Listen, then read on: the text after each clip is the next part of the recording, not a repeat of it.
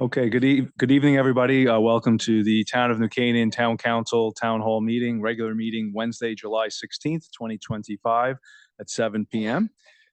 We will have agenda item number one, which we will first start with the Pledge of Allegiance, and we are very fortunate to have Girl Scout Troop 50446 to lead the Pledge of Allegiance. So, girls, if you'd like to come on up and lead us, and we have a flag right here we can use, so whoever wants to start or all together, up to you.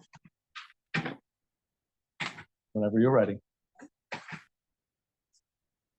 I pledge allegiance to the flag of the United States of America and to the republic for which it stands, one nation, under God, indivisible, with liberty and justice for all. Thank you. So, girls, if you want to stay up 1 minute, can you each tell us, each one of you tell us what your names are? Why don't you start down there? Oh, we have someone here. No. Hitting the road. You can tell us your name.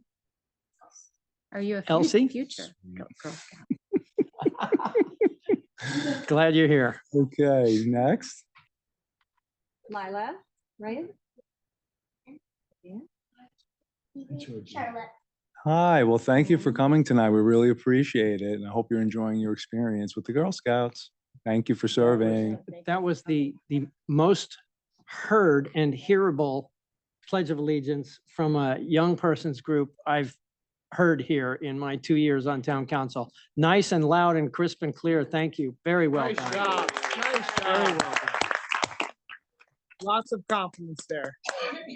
Thank you very much, girls. Guys, have a great summer. Thank you. Yes. Thank you. Okay, we'll do the roll call right now. Rita Bettino.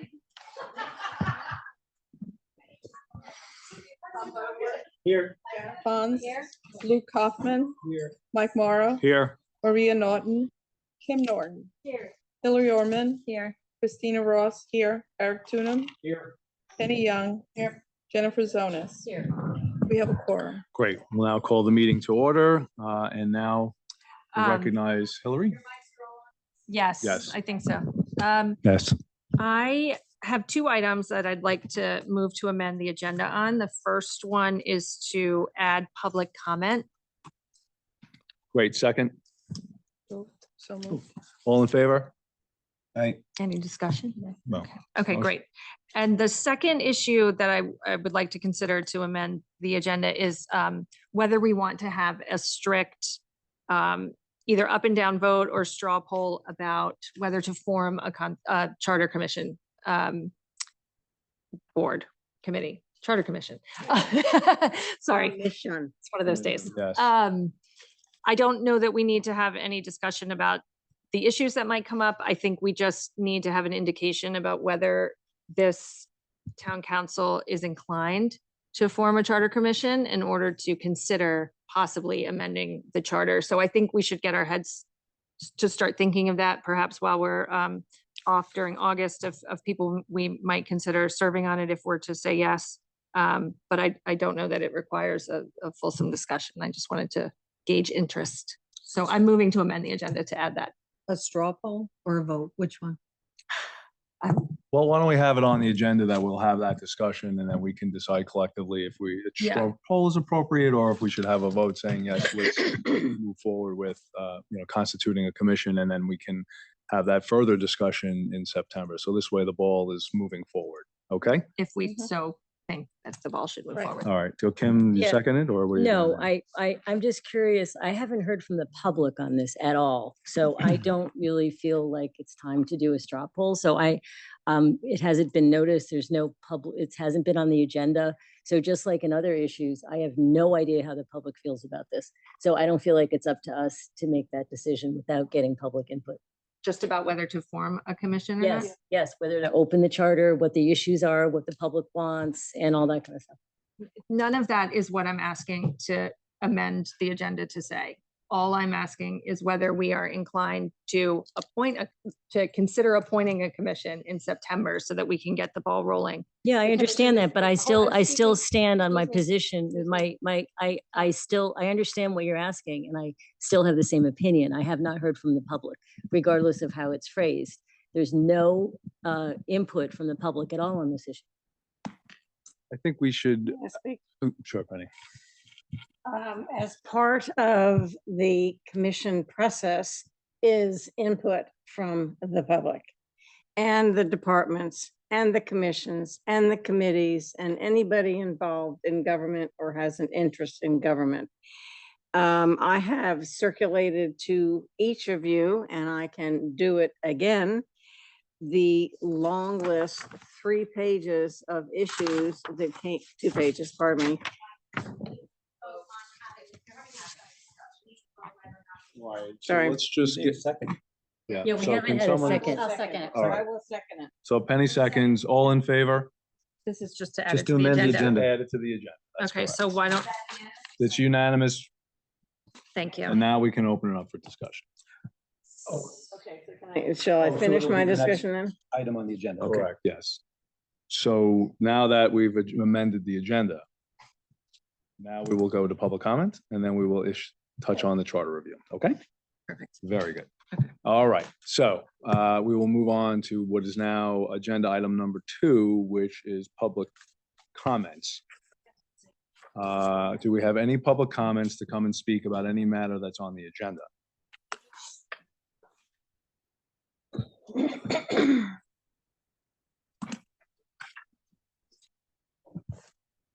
Thank you for having me. Thank you, as always, for all of the time and effort you put in.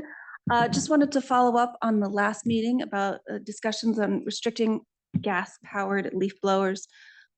I hope it's an issue that continues to get some speed behind it and to continues to get talk among town council. I was encouraged by the last meeting because what I really felt was positive was that the environmental and health impacts, the significantly negative environmental and health impacts were not debated. I thought there was sort of general consensus around that, backed up by facts, which is what facts were requested by the ordinance committee. They wanted facts behind this. So it was great to see that. It seemed like there was a general alignment, that a recognition that these are environmentally and health causing a great deal of environmental and health damage. But that any moves need to really respect the rights of homeowners and the interests of landscapers. And so I thought there was a good consensus about how moving together and sort of aligning everybody's interests. And so I hope that that can continue. I'd love to meet with some of the landscapers who were here last time. They were super informative. But I really do feel like there's progress to be made. And I do feel like there is consensus around data. So thank you. Thank you.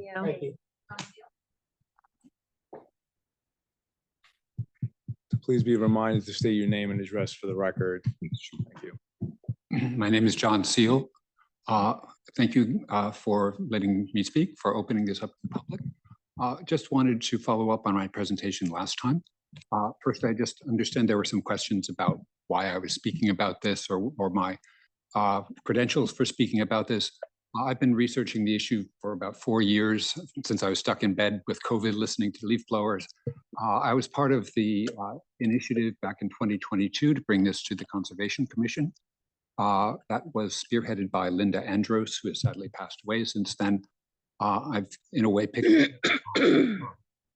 I'm not a chemist, I'm not a physician, but I've read lots of research by people who are and who are highly qualified in those fields. And my comments to the town council were based on that research. So again, I'm just here to thank you for considering this issue. I understand that it's going to be a long road with a lot of interest to balance. However, I do hope that the town council will keep in mind the interests of town residents during the summer, when these blowers are the most obnoxious and the least needed. Nobody needs a gas leaf blower to blow great blades of grass or a few leaves down the driveway, but that's typically what they're used for in the summer. When our children are outside, when our families are outside, when we're trying to enjoy our properties when we're trying to sit outside on our balconies. We have a right to peaceful enjoyment of our properties, and that right is typically very often abused in New Canaan during the summer. And so I hope that whatever path the town council takes will protect the rights of property owners as residents to peaceful, safe, and healthy enjoyment of our property. Thank you. Thank you. Thanks, John.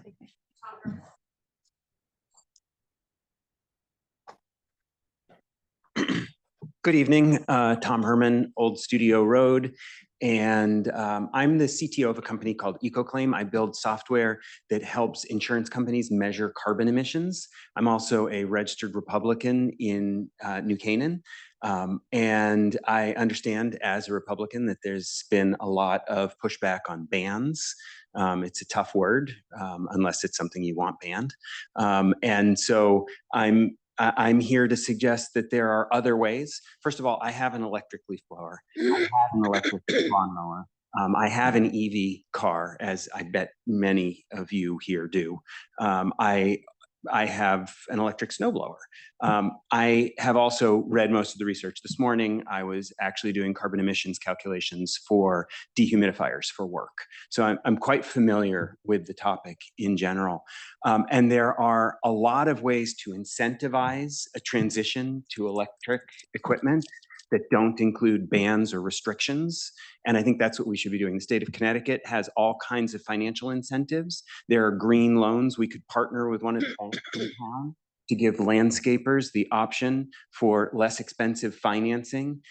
This equipment gets replaced every few years anyway. So there's a lot of things that we can do to incentivize moving where everybody is going, which is to electric. Everything is becoming electric. Even Donald Trump knows it, which is why he's chasing down all of these rare earth minerals around the world.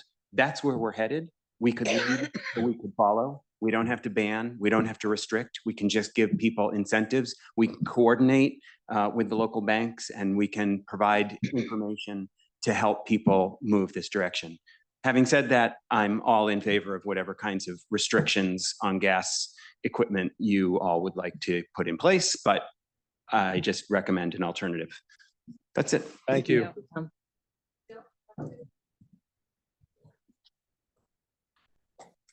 What was your address? I'm sorry, I know you mentioned the street name. I said Old Studio Road, but it's 148 Old Studio Road.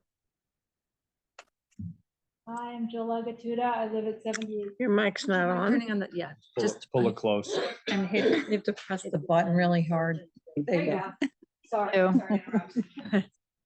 I'm Jill Agatuda. I'm at 78 Brooks Road, and I'm just here to reiterate what I expressed previously, which is that the gas leaf blowers in town really impact homeowners. It's a very strong experience to not be able to open your windows in the summer, to not be able to sit on your patio in the summer, to not be able to enjoy your backyard during the day, and to have to sort of be imprisoned in your own home when you're living in such a pretty town. So I would encourage everybody, and I also want to note again that this is a subject that towns across, the lower New York state have taken up, and it's a very popular issue. So I would just again ask you all to please ban leaf blowers. Thank you. Thank you, Jill. Thank you. Thank you. We have one online. Lars Anderson? Hello, can you hear me? Yep. Okay, I'm trying to get my video turned on here. I don't know if that's going to work. We could see we you. see you, Lars. All right. Hi, how's everybody tonight? Thanks for the opportunity to speak. I've been pretty vocal about complaining about leaf blowers. Oh yeah, a little order of business. I live at 351 Springwater Lane in New Canaan. My family moved to town in 1960, and we've had a presence in New Canaan since then, so that's quite some time. And I graduated from New Canaan High in 1976. So I'm frustrated by the progress about, what we've been talking about leaf blowers. I mean, everybody's heard the complaints about noise, pollution, effects on the environment, but it all boils down to the noise. And we also hear negative complaints about how not enough people have complained or written in to complain about leaf blower noise. But how many does it take to achieve critical mass, and how many is it going to take before we take action on this? You know, um, we hear, I see comments in the New Canaanite from some council members about the negative effect on landscapers and their business. I ran a successful consulting business for almost 10 years, and we needed to pivot and adapt to adjusted changes in tax laws and the business environment. And we didn't get any government relief. I mean, I don't think anybody really cared what happened to us. And I had to figure out how to pay the bills at my company, make money. And when the software industry turned on its head, I mean, we had to make changes, and that was all there was to it. And we did. So why can't landscaping companies pivot and adapt to changes in the environment, in the business environment? Every week, whether you know it or not, realize it or not, hundreds of landscapers descend on our town, and they're all unregulated. They can do exactly whatever it is that they want. New Canaan, New Canaan is a gold mine for these guys, and they're going to make. And when it comes down to protecting their investment and their companies, they're going to make enough noise to protect their bottom line. Don't have any doubts about that. They've talked about, well, if we have to change our equipment around, there's going to be price increases. And, people can vote with their feet and find somebody else. And if the landscapers don't like it and want to leave, then I can guarantee that there's a couple of dozen other companies ready to fill their spots. And, I'm not going to sit here and complain about noise, but there's always noise. It's absurd. You can drive around and watch them in action. A lot of times you'll see them walking around with the equipment running, just waving the blower thing up in the air or blowing. I saw one guy blow dust off a stone wall. They gang up 3 or 4 deeps with all their leaf blowers. The equipment's running needlessly. And, if you have any questions about that, I'd invite you to come over to my house on a nice fall afternoon. We'll take a drive around. Fall is the absolute worst. We have our neighbors, there's the leaf blowing happens weekly. And last year it went on until a few days before Christmas. So, one of my suggestions is maybe, banning these things in the summer and having an acceptable use policy in the fall for leaf clearing. Or, full disclosure, we have a landscaper come and he does our lawn, but they're in and out in 20 minutes. And, I'm trying to discourage him from using a leaf blower, but I timed him one day and they were done in 2 minutes. So, I didn't think that was altogether a horrible thing. Lars, I appreciate your comments. Thank you. It's a little over 3 minutes, which is typically the maximum time. So your points are well taken. We appreciate you taking the time to come speak to us this evening. Okay, thanks. Bye. Thank you. Thank you, Lars. Okay, moving on. So maybe should we just handle minutes before we handle the charter review commission? So we'll call item number, what is this, 3? Minutes, approval of the minutes for the regular meeting held on June 18, 2025. Can I have a second for approval? Luke seconds, all in favor? Someone who wants to Okay, speak. I'm sorry to disrupt, but there's a person that wants to speak. Is it too late? They or, just came in. oh no, come on up, sure. We'll hold the minutes off in abeyance for a moment. Yeah, Sorry. come on up. Sure, yeah, please state your name and record, and you have 2 to 3 minutes. Hello. Irene Hendricks, 133 Springwater Lane. And thanks for being here. Thanks for hearing this issue again. I apologize for coming in a little bit late. I signed up to do something else tonight, but I thought it was important to come today to really keep this conversation alive around leaf blowers and what is possible in terms of mitigating both environmental harms as well as understanding the economic drivers on both sides of the equation I come out very strongly in favor of a thoughtful set of limitations, which is not the same as, a complete ban for the entire year. And I'm hopeful that as a group of smart, well-reasoned people, we can come to a perspective that limits the use of gas blowers during the summer season, has some type of phase-in period, and is sensitive to some of the things we heard about in the last conversation about this in terms of the needs of business owners, but also really recognizes the fact that the science is firmly in favor of moving away from gasoline to electric and renewable. Great, thank you. Thank you. Okay, back to the minutes. So do we have, we'll have discussion on the approval of the minutes. Does anyone have any edits, changes, comments on the June 18, 2025 minutes?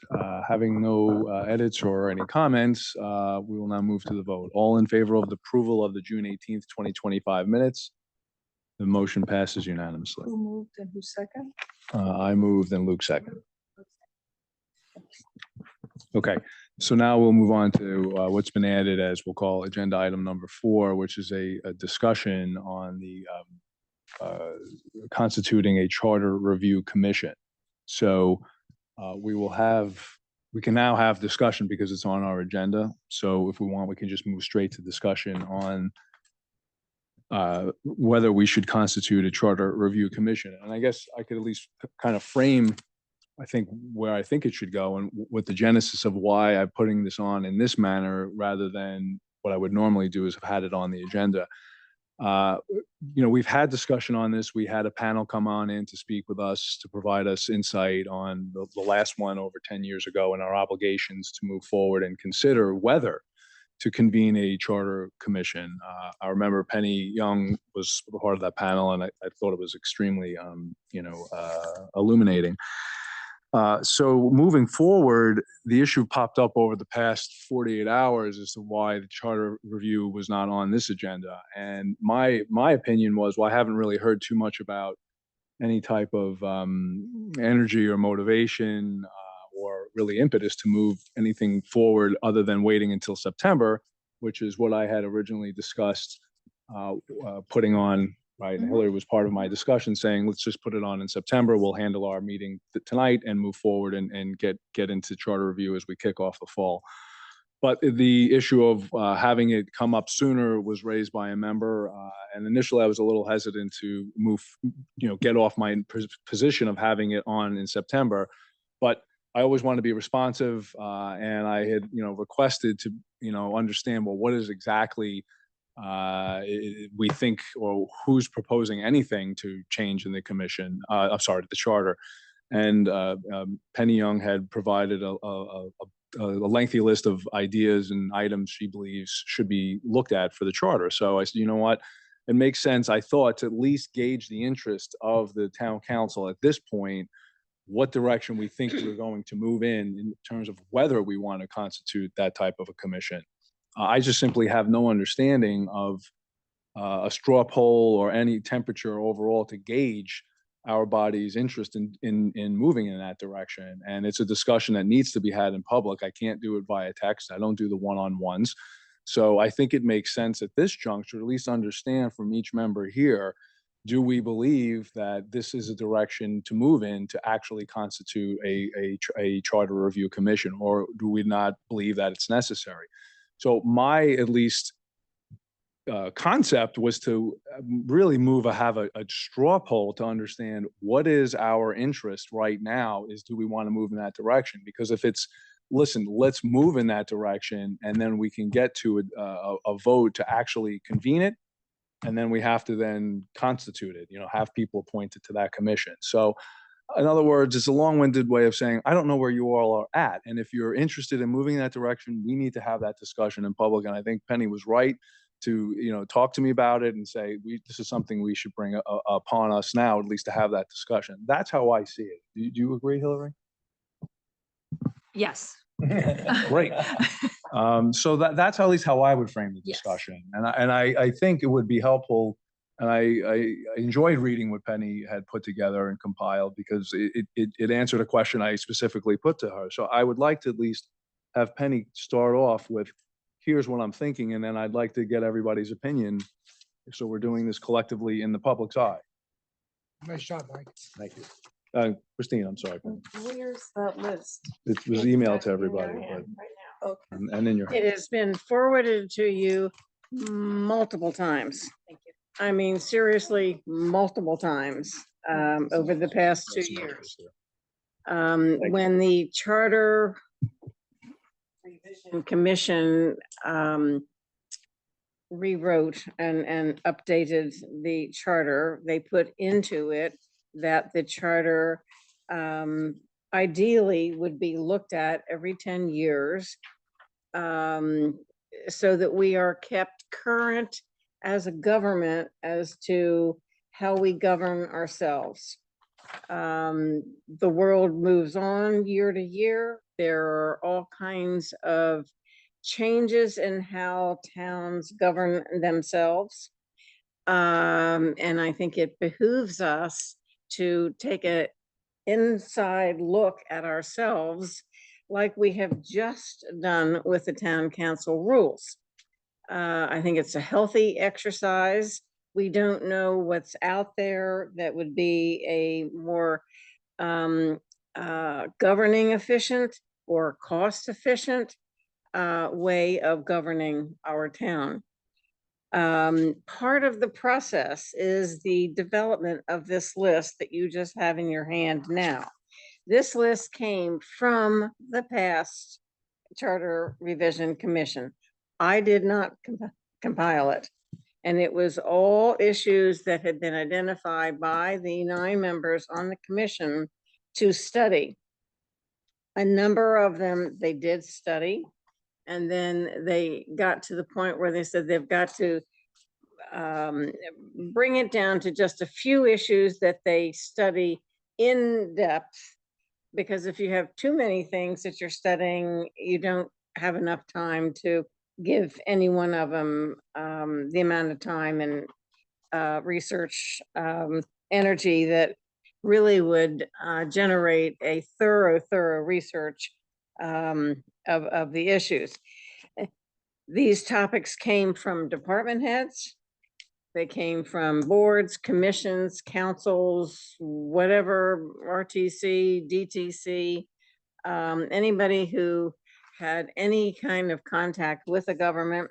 It's part of the requirement of the statutory outline of how you have a commission, that you must go to all of those bodies to find out what their issues are. And since we don't live within their worlds, we don't know what their problems are from an operational standpoint.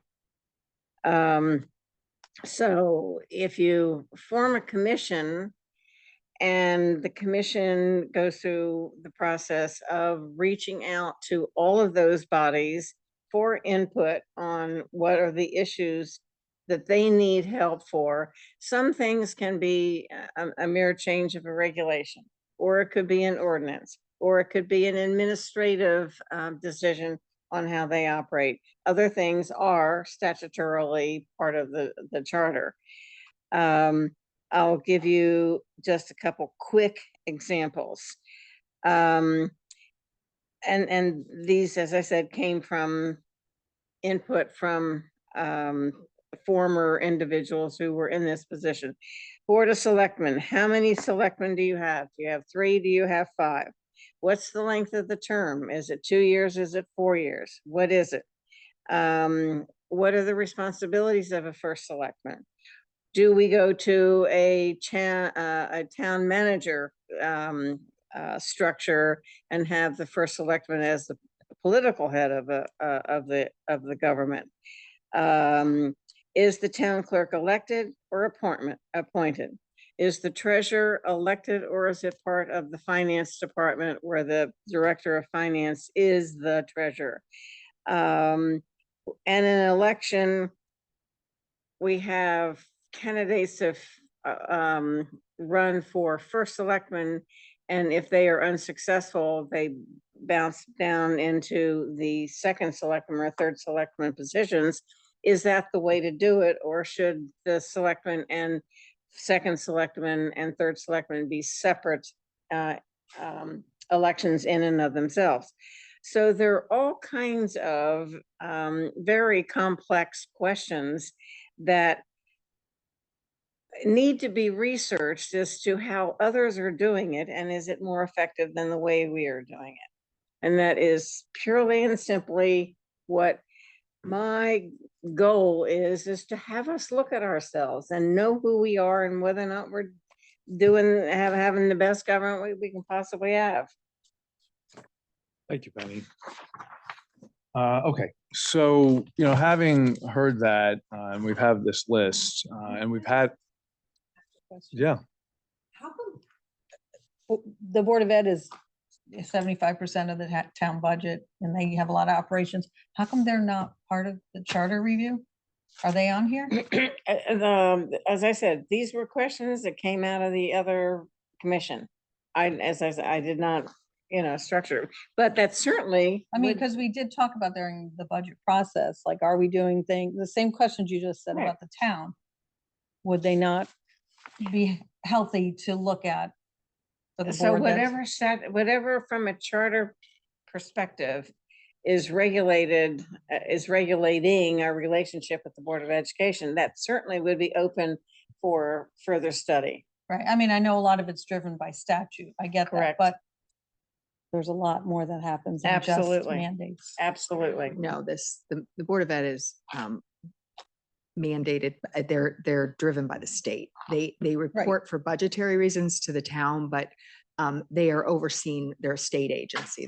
Right. That is why they're not part of the charter. So, Yeah, I don't think the Board of Ed is even in the, yeah, it's. it might be is it? a brief reference, very brief.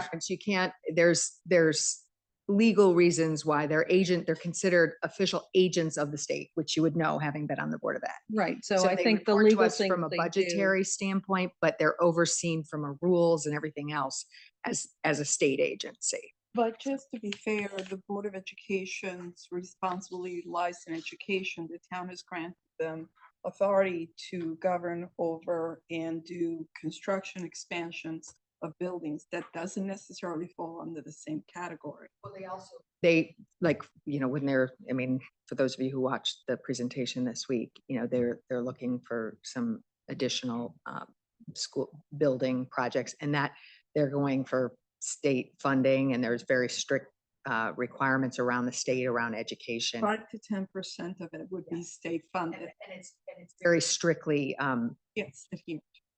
so, yeah, but I mean, I think it really is a distinction of funding versus oversight. So I think you just have to keep that in mind as you're having a discussion. Yeah, and I think, I'll raise my hand. Our responsibility and our role as town council is to consider whether to form the commission, and then the commission would go out and explore all of these topics that are covered by the charter. It's not for us to dictate that necessarily. And it's sort of a chicken or egg question. Like, are there issues that would make me think that it's worth looking at the charter? If that's the way you look at the question of whether to constitute a charter review commission, that's fine. I tend to think of it in a more global sense, like Penny referenced it. It's always healthy and to take a look at our governing documents, and this one is sort of the paramount one. And that's the question before us today, and informing the commission. Do we do it? Do we have this exercise? I don't know that we need to that we amongst ourselves need to debate the merits of any particular issues. It's really a question of whether we feel like it's a healthy exercise to do, in my mind. Can I ask a question of clarification? Jennifer, yes. Sorry, it's not about debating the merits of it. I just want to be reminded, and I know you mentioned it, your excellent presentation, but am I correct that once the commission, if it were formed and when they make their recommendations, it's so the town council can choose to vote for or dismiss them? Is that correct or not? Dismiss them as a commission? No. If we go ahead and we we open the charter and choose this commission, and then in a year's time, they present their recommendations, is it, we can accept or reject them? Yes. Is that correct? Right. I just wanted to clarify that. And you have 16 months to do it, which is why we're kind of getting backed into, if you want the, say there are amendments to the charter that go on the November ballot, you've got to step yourself back on how many days for public hearings and, you know, this, that, and the other thing. And you get to a point where in that 16-month time frame, we're really tight. The last commission found themselves in the similar situation and actually had their final vote to form it in September. And so then they literally had 30 days to appoint the commission, which means right now we should be thinking about individuals that you would want to, if your vote is September, be putting them on a list of consideration. So there's some time constraints involved in this. Do you have such a list? I actually have thought of several people, yes. But it's just people that I've thought of. Right. And there are 12 of us, and there will be a long list of people who we think bring, you know, a particular expertise. You'd want people who had been involved with the government because they are a little bit more in the know, shall I say, as to how the government functions. You're going to want someone with legal background to be able to really make sure that they've gotten through, you know, the state regs, you know, all of the regulations from a legal standpoint. You want people who you're on both sides of the political parties to be represented. So it's not just a simple little thought process of who you put on a commission. Right. Kim and then Tom. So I'm just going to dovetail on what I said earlier. I haven't heard from the public, and I understand there's public hearings that go part of the charter process, but I'm talking about like, what are the complaints? Why do we need to do this? Like, this is an interesting list, but it's a very, very comprehensive list that I don't hear anyone complaining that they need more selectmen or anyone complaining that about all these things. And frankly, a lot of these things look like they're going to cost us more money than less. So I feel like there should be a public hearing on this topic. Should we open the charter? And what's on the public's mind? Because I feel like this is a very top-down approach, and we're here to serve the people. And so I'm concerned about, I understand your energy, Penny, and you seem very focused on this issue. You were part of the commission. I understand you want to do it again, but I think that we need to get much more of a comprehensive view of what the town feels. Tom and then Christina. First, in response to Kimberly's point, I see absolutely zero downside to the public of us engaging this inquiry. But there's no risk to the public. It's just a question of providing more information, and the public along the way, you know, once there are specific things that are raised, you know, can respond to that. So I just wanted to say that. I also wanted to say that, Penny, your email was phenomenal. You know, one of the best things I've read. I just want to say that, you know, several months ago, when I was thinking about this, I thought, why don't we just find out if there are town council members that have specific beefs or concerns that need to be remedied? But the panel that we did convinced me otherwise, that it's really a question of good governance. And you won't know whether you've done a good job of governance until you actually go through the process. And if you don't find anything that needs to be changed, then that's fine. But at least you can say, I check that box. You know, we're a serious town and we want to do the right thing. Well, Tom, you just said that what she said was absolutely perfect. Do you want to highlight like maybe some bullet points that the? No, I mean, Penny's general argument for why we should have the commission. And I think that one of the. I agree with Penny, but I'm just saying you're publicly saying like that was perfect and amazing. I just want to get your feeling on why. The only thing I can specifically recall is it was an argument in favor of good government. You know, that having a commission would be an act of responsible government. I just, Janet. I don't understand the downside for, Penny made a compelling argument for forming the commission. And by forming the commission, we are incorporating public input. So what is the downside of forming the commission? I'm just posing the question. Eric. And then- Oh, I'm sorry, Christina, then Eric. I apologize. That's okay. I'm looking at the list that Penny provided, and although I'm reading it, I do recall that all these issues were discussed during the past Charter Review Commission, and none of these recommendations were changed. So I'm wondering if they weren't changed then, what has happened now that brings this to the surface that we must look at it again? 10 years. They were actually prioritized. And I think I said that a little while ago. You can't take a whole list like this. In fact, Stanford had, I think it was like 10 or 12 issues on their referendum that went to the public for a vote. And there were 2 hot issues that were on the referendum list. And because of the energy that went into those 2 issues, it killed all of the others, which actually had merit in and of themselves. So the commission decided to pare this list that they gleaned from their interviews down to 5 things that really had impact at that time.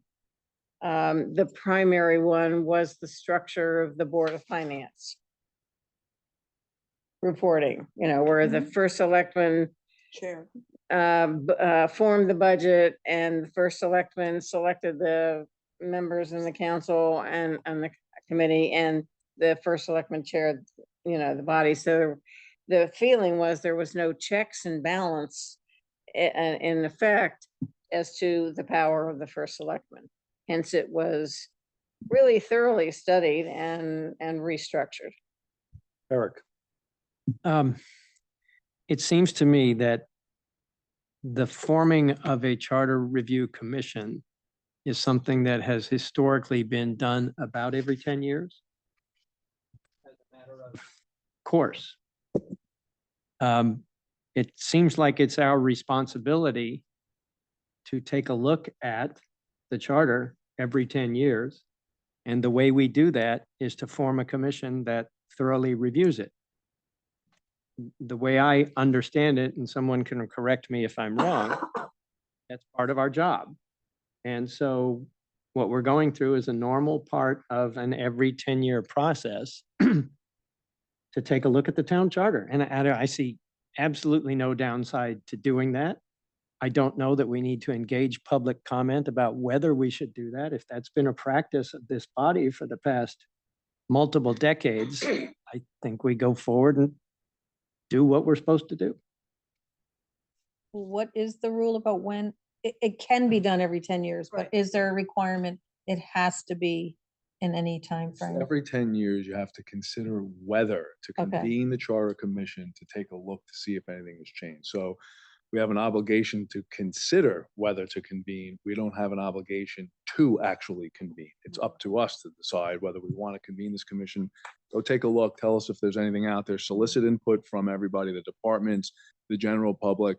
Is there really anything that needs to be tinkered with or not? And if there is, here's the list, comes to town council, and we can decide whether we're going to. I mean, I'm kind of with Kim. I feel like if it's not broken, I don't know that it's broken. I don't know that anyone's saying it's broken. I get the self-evaluation part. I think that's actually something I thought the Board of Ed should do.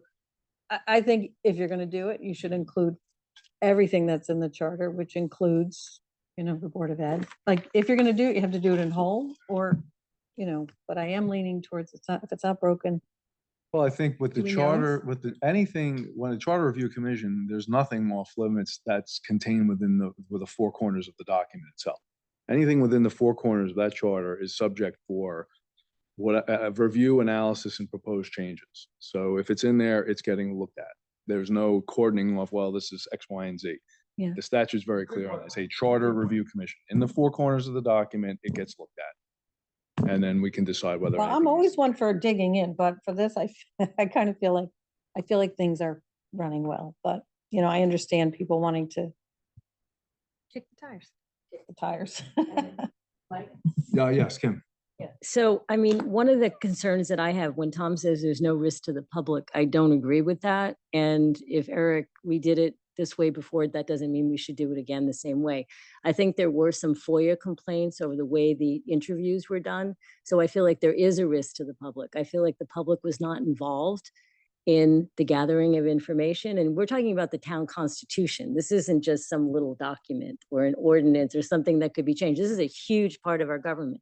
So I have concerns about the process, how it was done. And I think that, you know, this list is interesting and everything, but I think it should start completely fresh.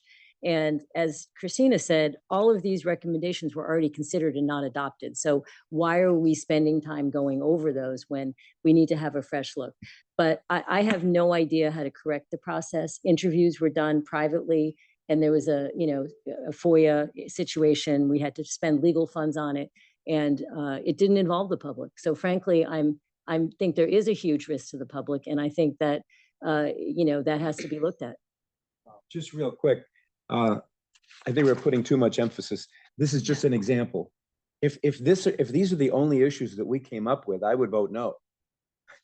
These don't keep me awake at night. All right, they may if we study them more, but I think the question is, in 10 years, things have changed. You know, the environment, the function of our government, the issues we face have changed in 10 years. So I would say, forget this list. This isn't what we would start with. You know, So you're voting no to pass on this? no, Well, we, I would support constituting the commission, but I just want to make it clear that I'm not voting for this list. There would be a new list Then- because you would have interviews with all of the departments and all of the boards and commissions. There would be a brand new list. But if you take out the list, there's no reason to do it. So that's the point. So you're taking out the list, you're saying there's no things that we want to focus on, but let's do it anyway. So will we go with that logic, then there's no reason to constitute it. All right, let's show Jennifer and Eric. a couple things. So addressing Maria's point, like I agree with you that I feel things are running smoothly, but to your point, it does just strike me in terms of good governance. And I thought it was very eloquently stated by Penny in her email today. It's not a heavy load for us. We just have to come up with a thoughtful commission, but they're going to do all the work. It's like doing all these interviews, and perhaps we can address the issues Kim brought up. I don't know if we get to set the process for how those interviews get done so that it doesn't violate of any of the FOIA informations. But in terms of, I don't see it at all as a terrible risk to the public, because I always think it's the ultimate in transparency to take a look at this document as it has been done in the past.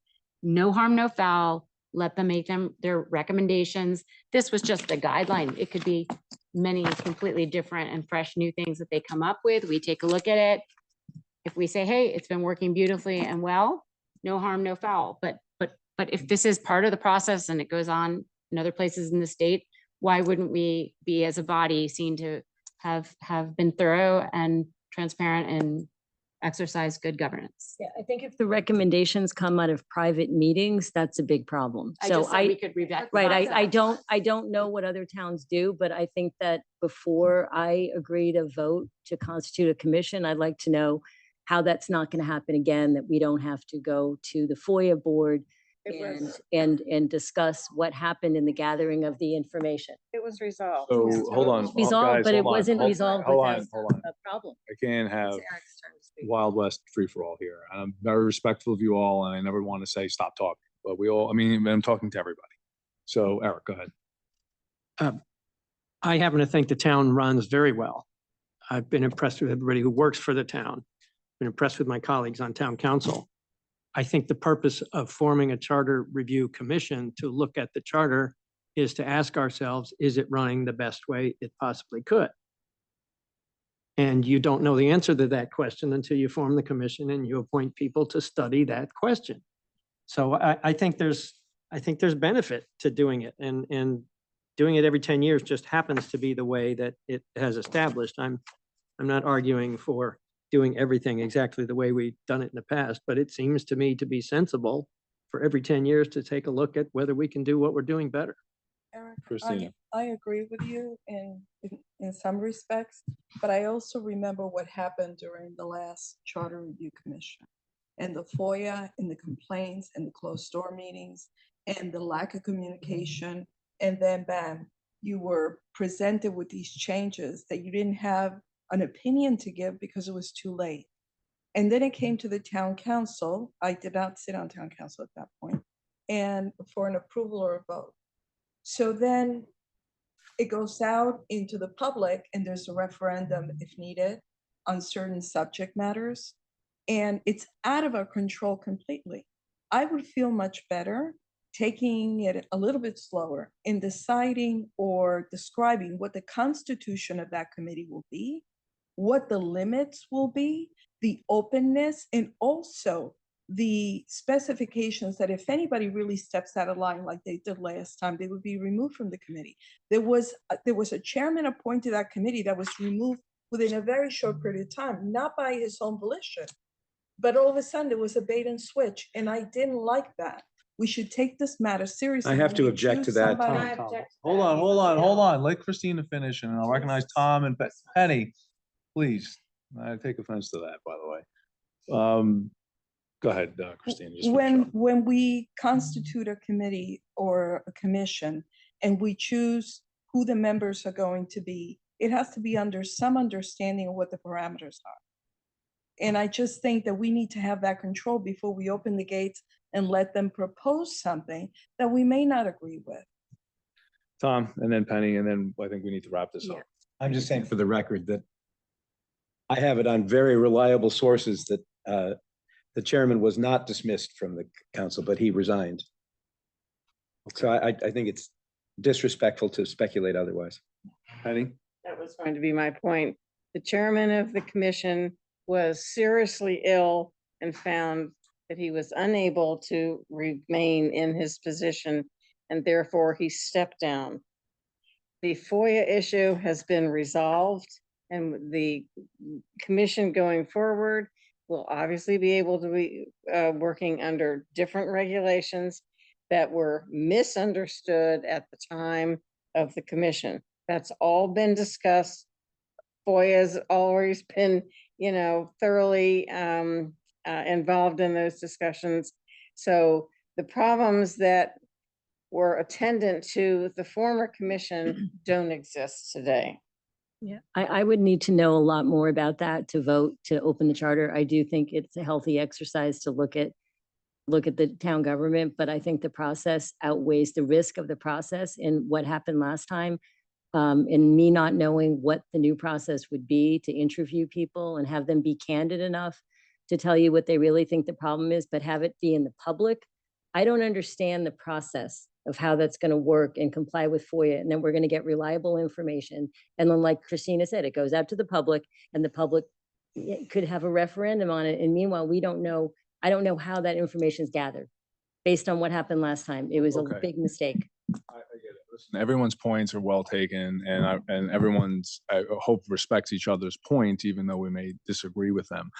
But we're going to wrap this discussion up. I think where I want to make sure we can't conflate two things here. What our obligation to decide whether to convene a commission, and then if we do, what the process would be. And I would be fully happy having council come in and educate the committee that gets convened on FOIA compliance, how to conduct interviews. It's money well spent, hopefully it's under the retainer. But I think those type of safeguards can be put in place and addressed appropriately. But I think to focus on what the process is and whatever happened last time around, to me is water under the bridge. We just have to be forward looking. So I think it's a healthy exercise to at least have this on for a vote for September, and the public will have obviously advance notice that we're going to have a vote. And that's what I think I'm hearing. I think there's some opposition to it, but I think the majority kind of straw poll here, if my sense is correct, is to put this on for a vote for September, and we can have another discussion about it, and the public will be made aware that we will vote whether to convene a charter review commission. Will that be with a public hearing? Well, it'll be on our agenda. Again, and I'm not going to belabor the point. I am not aware of anything in the charter that's been brought to my attention that says this thing stinks. It's horrible. It's causing trouble. It needs to be fixed. I agree. I haven't seen it. I've said that to all of you. I haven't seen it. Doesn't mean it doesn't exist because I haven't seen it. But I do believe that I think the term of a healthy exercise is, it's the constitution of our town. Be careful when you open that up. We don't do it on a national level because, who knows what that could open up. That's a Pandora's box. And then on a smaller scale, I agree with that here too. Let's be very, very careful with it. But we have very responsible people in this town. I just want to go on record to say, I think Mike handled this like exceptional. Like there's a lot going on and there's a lot of feelings and emotions and people commitments. And the way you've positioned this, Mike, is exceptional. So I just want to say thank you. That. Thank you very much. So, yes, I always. Again, it's just like a clarification. So what you're saying is that the feel of the straw poll is that the vote in September is a vote on whether to open it up. That's the official vote of whether we are, as a town council, saying we are actually going to convene this commission and let's start that process and move forward. Right now, I just needed the public to see this discussion and I needed to hear it. I think we all needed to hear each other's positions on whether we could do it. I think there's a few that say no, but there's more that say yes. So I think based on that, we'll put it on the agenda for September to have the actual vote whether to convene the Charter Review Commission. Is everyone clear on that? Maria? So if we did what I got from Penny is that once you do make that vote, then the clock starts ticking. So do we have to decide something in advance, like what the parameters are of the commission? Because I think that's controlling some, like. Statutorily. Yeah, Well, but it sounded like there were some things that. Right. So I hear your point, and this is at least my opinion on it, is that we are obligated to one way or the other say we're going to or we're not. Right. And that there's nothing in the statute that's contingent upon, but there should be an actual proposed framework of what the commission will look like. And it's, every little bit of detailed functionality of it to say, okay, town council, now you can vote whether to do this or not. It's just, do you want to do this? Yes or no? Yes. Okay. Now you can have your discussion, how you're going to constitute it, who's going to be on it. And then the actual processing of it. And all their meetings are supposed to be in public. They're all, it will be it's a governmental entity. It will have to be compliant with FOIA. Or something. And they were, I mean, here, when you look at the statutory authority of the town council, the membership of the commission is 5 to 15 members. So it's very, very specifically outlined there, right? No more than a third commission may hold any other public office. So there really are, when you get into the statute, the parameters are there. the parameters of it are in there, no more than Behrman, numbers of majority party recommendations. So direct the commission to go. I mean, it's all written in here. Right. And the public did attend the meetings. In fact, Christina, you sat through a number of the commission. And I was Me too. closed out of some of them. So I remember it perfectly and it was not a perfect process.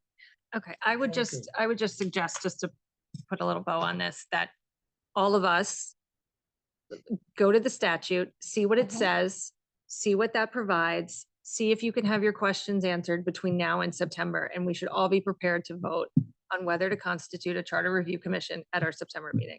I would add to that, be thinking of members, because we've got 30 days Okay. to get this thing going. So educate everybody. And then it goes.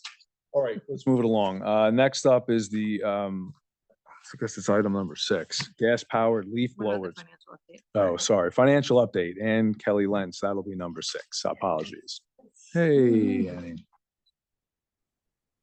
Good evening, Council. I'll make this pretty quick, and if I can just share it, I'll go through really quickly what we have. Oh, Tucker, can you put me on share, please?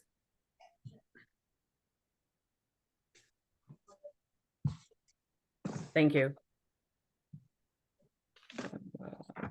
Where is it? It is not coming. Here it is.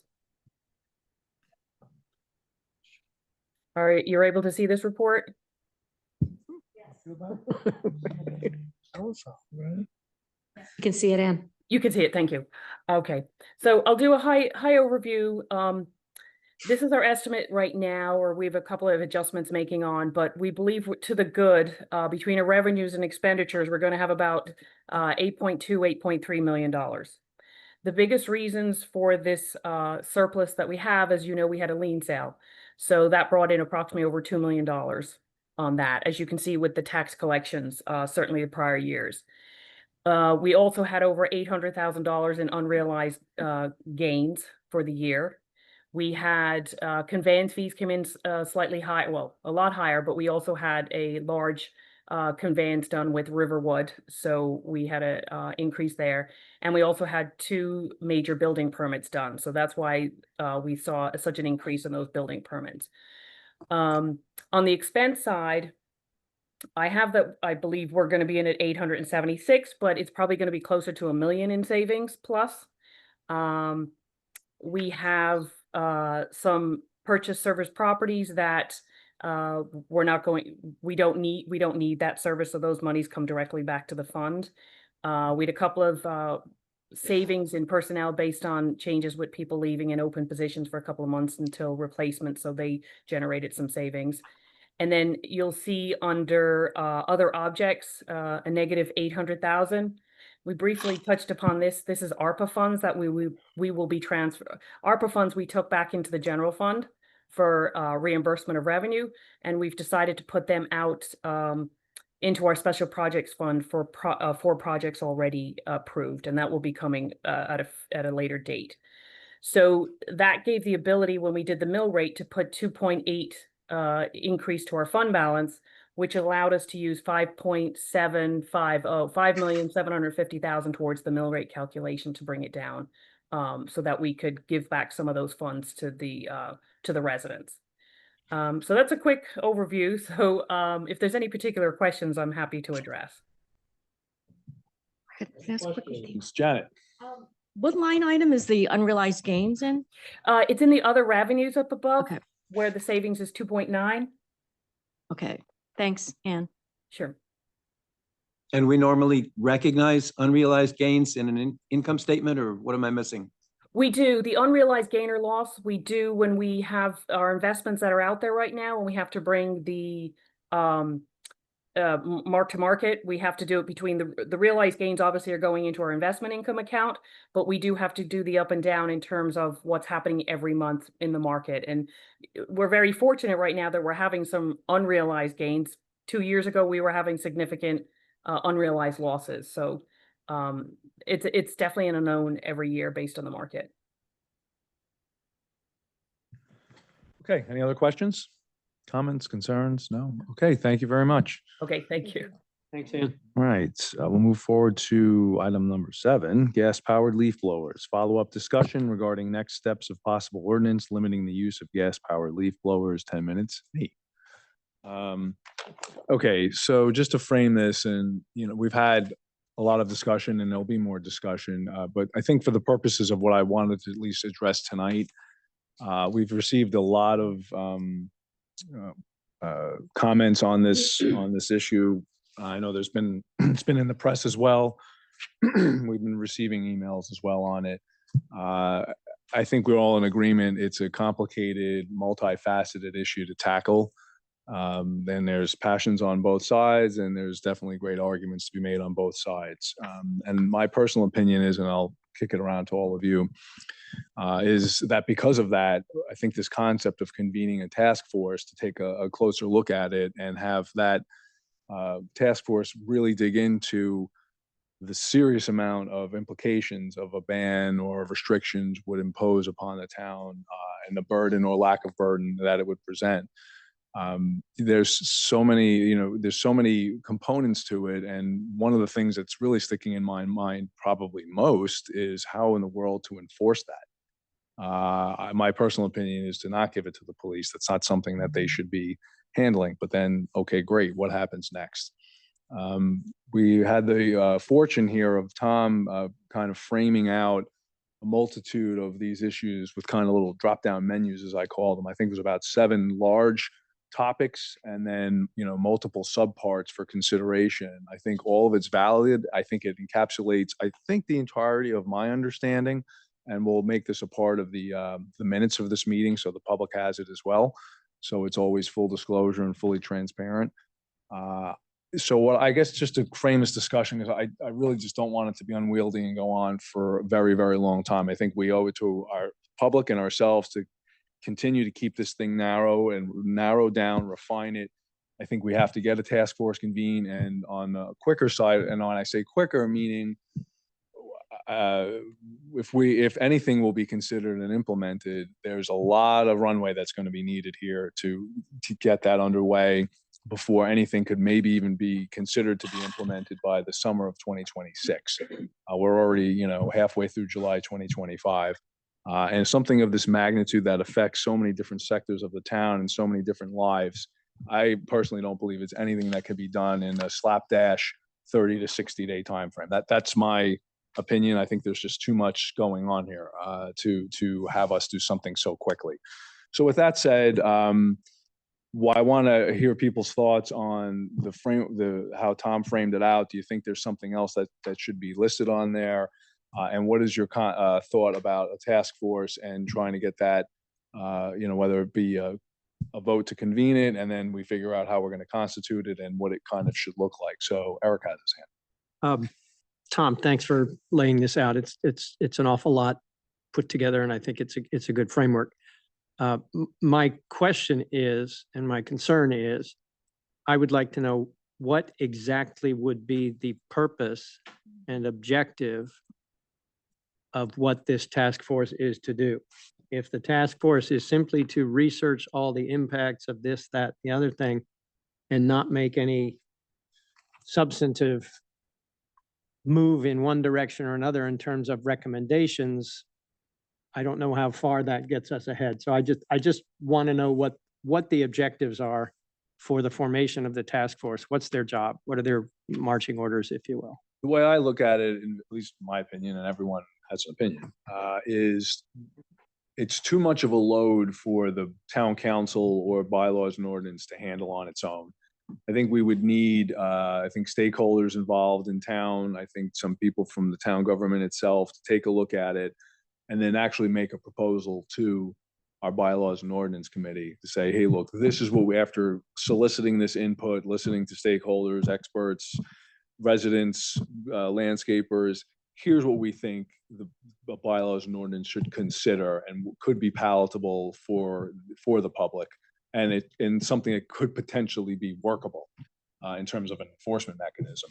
So it'd be a recommendation, bylaws and ordinance. This is what we believe is the task force could be enough to get over, be punched into the end zone and be implemented. And then B&O can take a look, have its discussion on it, because it's a more narrowed, focused, here's the proposal, and then it would come to the town council for a full vote. It's, in other words, having an expert body come in to do this heavy lifting for us and give us a proposal. That's my thought process. Thank you. So anyone else think I'm wrong, think that's ridiculous, whatever. What is it? I want everyone's opinions. I want the public to hear where we're thinking or where we're at. So I don't know, I could throw it down. Janet, what's your thought process? I think we should have a task force. I mean, I think it's good.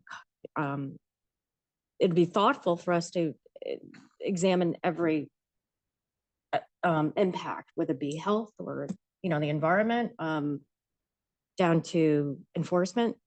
It has to be thoughtful. And I think that as long as it's efficient, we should do it. Right. Thanks, Luke. Fully support, Mike. I actually love your vision. I love where your focus is, and I love your positioning. And it's like aligning us all to produce the best product and service for the community. And it puts it not what we think is the best, but what they think is the best. And we're responding to that. And that open communication and that open dialogue, I think, is very key, and very excited. So the positioning of that, listen, there's a lot going on. We're battling up here a little bit, but we're all cohesively working towards a common goal. And it's collective. And honestly, like, I feel like in 4 years in town council, like we produced really excellent results. And I think this is an extension of that. And I think we should continue to do that. Thank you, Lou. Maria. I would just want to make sure that the task force is reaching everyone, because I've heard a lot of people who don't want this, my husband included. It's just, we have a big property and we do, it would be an issue. So that would be my only stipulation, that the task force is visible and accessible and really gets everyone's, point of view. Okay, thank you. Penny? I have nothing new to add to the comments that were already listed. Great. Christina? I agree with the comments that were made, and I feel that just in general, we have to also be cognizant that the Bylaws and Ordinances Committee has to take the recommendation and apply it townwide, in terms of being cognizant that we have different size lots and different proximity to each other in different parts of the town, and that one recommendation may not be applicable to all. So we have to take into consideration how we balance it throughout the town. Excellent. Okay. Hillary? I'm agnostic, to be honest. I do think it's something that we could take incremental steps on as the Bylaws and Ordinances Committee. And I'm never one to let perfect be the enemy of good. And I think that we can take some smaller steps, addressing the noise first. I think the thing that stuck with me from the panel that we had was that the landscapers seem to acknowledge, and certainly we could take a broader look at that, that these are really not entirely necessary in the summer. So maybe that's where we start, and then we keep moving forward. I'm cognizant that we have an election coming up in November, so the constitution of our board and others might change. And I wouldn't want that to necessarily derail our process. But that said, I think there's total value to creating something. So I'm agnostic as long as the ball is continuing to move forward, and Great. Tom? Well, part of my concept was to try to take something that right now appears to have 50 different tentacles and carve that down to 5 or 6, so that when we do as a community analyze a proposal, we don't have to have everybody criticizing every possible thing that we should do. Right now, everything's a hypothetical. And I think it would be very beneficial. And I think the issue is conducive to this, for the task force to start by saying, all right, this set of issues, or our interpretation, or our what we favor doing on these set of issues is X. So let's all react to that. But anyway, that I would just recommend that might be one of the first steps in the process, to see if there are things that we can take off the table that simplify the process. And I wouldn't lobby for any shortcuts, but I don't think that all the detailed research has to be done before we start carving down the problem, because I'm not sure we'll ever get done. Thank you, Tom. Kim? It's a catch-22 with what Tom is saying in terms of carving down the process, because Bylaws and Ordinances wasn't able to do that, carve down the process, because there was a stopgap where we said some people felt like we didn't have enough information. So I'm in favor of the task force under these kind of thoughts that I have on it, is what is the timeline? Because I feel like I've seen task force go on for 2 years and nothing ever happens.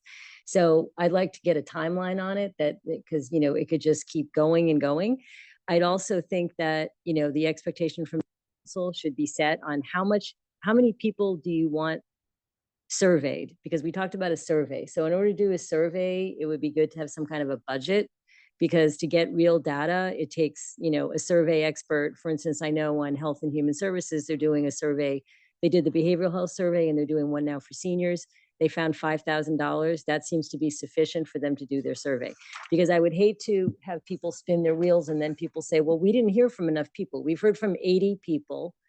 About 82% are in favor of a seasonal ban based on my analysis. Other people may disagree, but that's what and so the other issue is, we might be able to fund some experts to help us, because it seems like we need some guidance and some, people that would be experts in this field. So I would advocate for a budget, a timeline, and survey expectations about what is the minimum number that we can look at to move forward. Thank you, Kim. Eric? Yeah, I suppose if the majority of this body were in favor of forming the task force, I would not stand in the way of that. My understanding of this issue is that while there are agreed upon health and environmental impacts, the really number one issue is the noise. And it affects some of our residents and taxpayers more than it does others. It seems to me that our bylaws and ordinances committee could get to a step-by-step way of addressing the noise issue and deal with the enforcement without having to go through the whole process of forming a task force and lengthening this process unnecessarily. I'm not, as I said, I'm not going to stand in the way of it, but I just think we all know what the issue is. The issue is too much noise for a percentage of some of our residents. And we ought to be able to come up with some recommendations as smart people on a committee to make some recommendations to the town council that we could adopt. It just, no pun intended, it's getting blown out of considerable proportion. Oh, I like All that. weekend, ladies and gentlemen. Okay. So it's interesting, like, I mean, I've been very positive and actually enthusiastic, excited about getting going, with the task force, but listening to Hillary and Eric, I do have to say, like, my gut instinct is, in serving on bylaws and ordinances, I actually think we're a lot closer and to some consensus than it seems like. Listening to the public hearings are coalescing around an idea that noise is the problem, and we're not looking for an all-out ban and seasonal restrictions. I personally feel like we could get there and hammer it out. And to your point, the biggest issue or maybe fear that I had was about like enforcement. And I've talked to some interesting sort of I've gotten some interesting feedback from some people that are involved from the Conservation Commission, and I couldn't meet with them this July. They didn't end up having their meeting, but I'm on the agenda to have some conversation in September, and perhaps there's something to explore with them. Not even using the words, to your point, like enforcement, but like implementation. Are there some creative ways, because it is working in some other towns, like in Westchester, where sometimes half the battle is just getting something on the books and maybe having, goodwill participation towards it when there's education about what's going on. So yes, I'm for the task force, but I could jump the gun and just, get to it with bylaws and ordinance. I think I'm, up to that, work at this point, but.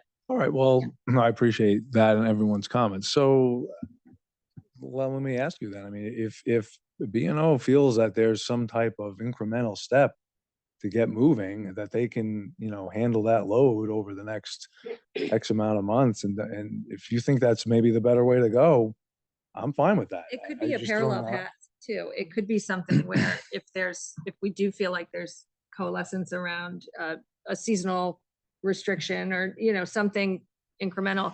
And at the same time, we could also have a task force that's then looking more at the environmental and health risks. And if those really bear fruit, or we see that maybe there's market research that electric is taking over gas powered anyway, like the market might take care of this in the next couple of years, but there is something we could do. So it could be a parallel path as well, where there's, again, sometimes you pass something and then you take the steps and you educate people about what's going on, and then they start to learn about the negative impacts of gas powered leaf blowers, and then maybe the market takes care of it. But I don't know that it's neither or. Is all I'm saying. Got it. Understood. All right, thank you. Tom? So the two key issues on task force versus bylaws and ordinances committee. I found it nearly impossible to schedule a meeting of the bylaws and ordinances committee because there's so many people on the committee. And secondly, I think we need Mike's leadership. I think we need strong leadership to this process. Keep the group fairly small, get some things done. Appreciate that, Tom. Okay, so then where do we all land on this? So then perhaps kind of an amalgam of what everyone's saying is perhaps B&O can move forward in their thoughtful and deliberative manner on what they believe could be achieved in the shorter term. That could be workable.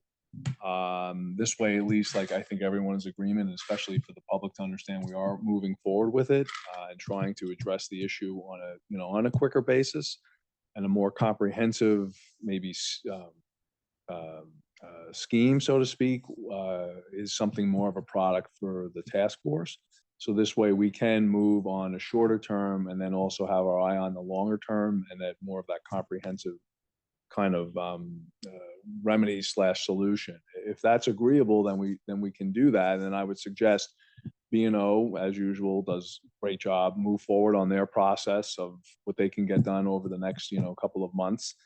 Keep this moving to start addressing the citizens' concerns. And I think on a task force concern or on that track, I think it would make sense for we start, perhaps we put a discussion on a task force of who we think should be on it and approach to be on it and what that would look like, because you can't just convene a task force and say, have at it. We're going to have to guide them and say, this is what we would like you to do and be specific about it. So I think we should be prepared in September to have a discussion on specific proposal for people and a process to charge them with it, with that obligation and what we expect of them, and kind of consistent with the argument, the discussion on charter review. They'll have to understand FOIA consideration. So, any members of the general public that we're going to put on a task force, assuming people are willing to serve on it, will have to be educated. So there's going to be some rolling up the sleeves on by the town council to guide that task force. We cannot just say, go have at it. It will not work that way.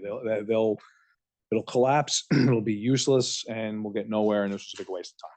So we're going to have to be very careful. And if we have to have a kind of a czar, as they say, on town council to kind of oversee that process, or if it's through B&O taking a look at it, then that's what we need to do. But we've got to create that solution. Kim. So I'm listening to everyone's comments, and I'm wondering if there should be a subcommittee of the bylaws and ordinances with you, Mike, that attend the meetings based on what Tom said, to craft an ordinance. And then, other towns have 3-year ordinances like Bedford, and they do a graduated thing.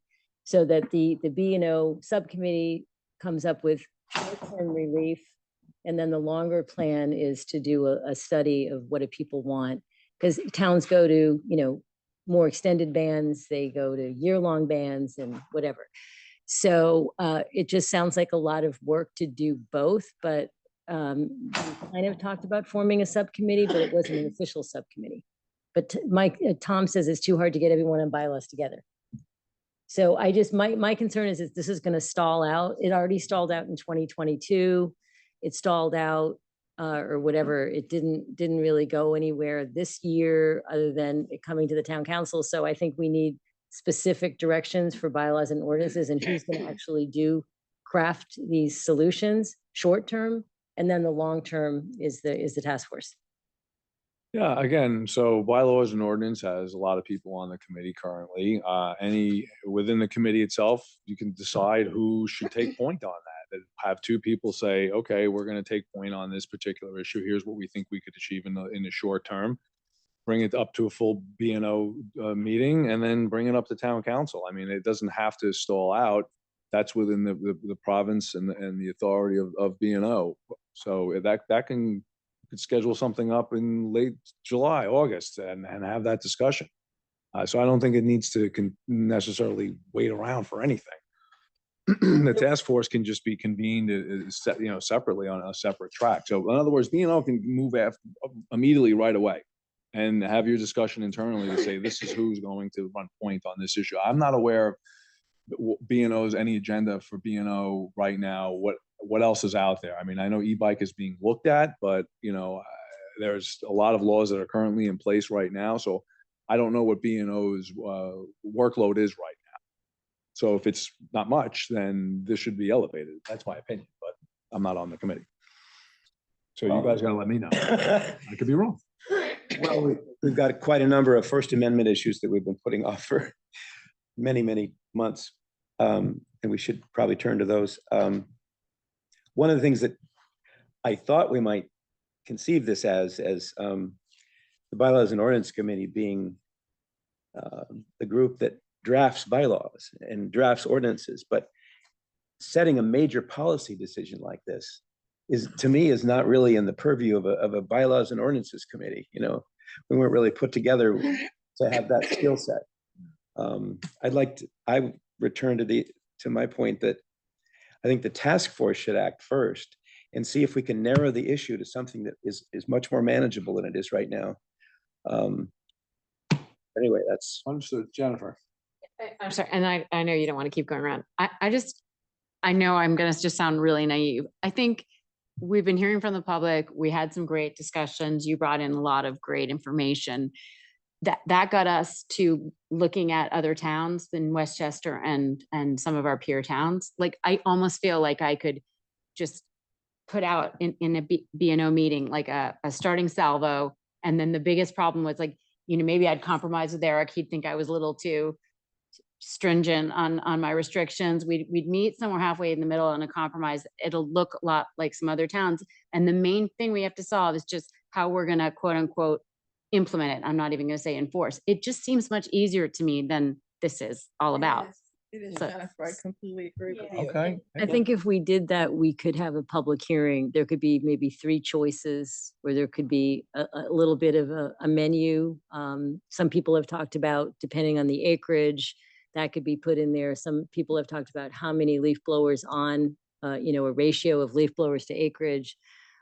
So I think that we could possibly come up with some choices and then have a public hearing, whether that's the town council or the bylaws and ordinances, and then, you know, narrow it down. Yeah, go Sorry, ahead. And again, I'm the wrap-up queen, I feel like. Yeah, I do think, and I'm happy to take the lead on starting to draft a potential first round of an ordinance. I mean, I do want to defend our committee a little bit and just say that it didn't really stall in our it didn't really stall in our committee. It was elevated to the full town council. So No, in 2022, I meant. no. You said now. Well, In it did fact, because can the- I just finish what Sure, I'm saying? yes. Thank you. It was elevated to the full town council at your request, which is fine. And we've had a great discussion and great public hearing. And I think we can start to consider something. Again, the things that you just brought up about acreage restrictions, those to me are like next steps that it maybe perhaps a task force or something along those lines is good to look at. I think the initial issue, and I don't want to get too great, is a noise issue in the summer. I mean, I feel like that is the constant refrain we're hearing from the public. And that can be addressed before we start addressing acreage and how many per acre, and that all of that stuff can be worked out. It doesn't mean that we have to solve every single issue in one pass. So I'm happy to take the lead on it. I'm co-chair of bylaws. I will start trying to pull something together, looking at our neighboring towns and what they're doing and what might make sense. And then sometimes you just got to put something on paper so that we can start talking about something concrete. So I'll work on that. I'll Yeah. take the Thank responsibility you, for that. Hillary. I'd like to just see some choices. And when I say the thing about the other Tim, I will towns, draft options for us to consider. Just let me get started on the project before we start hammering on what it's gonna be and there will be time in our committee to do this. And I'm committing to do it.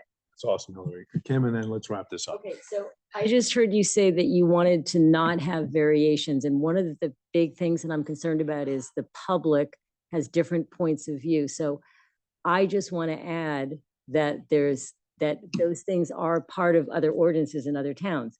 Acreage considerations, homeowners are exempt. It's not just taking the noise ordinance and changing the hours. So I'm just saying that the choices have a little bit of complexity in them, and I just want to make sure that we're not leaving this to, you know, changing the hours of the noise ordinance. So that's all I'm No, going to say.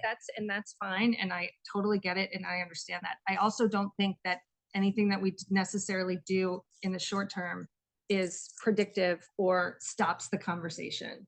So I think we can move incrementally. I think we have to give people notice too, that something might be done for next summer, and we have to give people time to adjust. You can't just say, this is gonna happen, and then tomorrow it's in effect. You have to give people a grace period to do something like that. So I am all for incremental change. I am offering to start working on that. And if that's okay, then we will convene bylaws and ordinances to start. I'm gonna put pen to paper though, and we're gonna start working on this, like, Okay, excellent. Period. And thank you for stepping up on that. Hillary, okay, let's move it along, all right? Let's move on to agenda item number 50. I would say 50. It's section 7. A paid vacation. Great job. You're doing a great job. It's a lot. It's a lot. We're all here together. Here, all right. We're on the back of the page. Exactly, exactly. All right, I think it's item number 8. We'll call it Town Council Rules. Review and possible vote of proposed Town Council Rules, 20 minutes, Tom Butterworth and Hillary. So, I think with a lot of back and forth, it may appear that Christina and I have fundamental disagreements. That's actually not the case. Christina, if you wanted to keep the language that was in there before, there's nothing wrong with it. But two issues came up. Well, one key issue came up that I think that this, I just want to be sure everybody is aware of. And let me pass out the 3 statutes that are relevant here, and they haven't been, let me keep one of those, I'm sorry. No, you don't have it by heart. Right. Oh, which statute? Oh, we're on section 17. Section 17. Yeah, This is, applies to 17. yeah. Article 1. Oh, sorry, yes. Really, the question came up, we're having an election in November. Is there something we need to do before then about compensation? Yes. And if so, who does that? Who has to do that?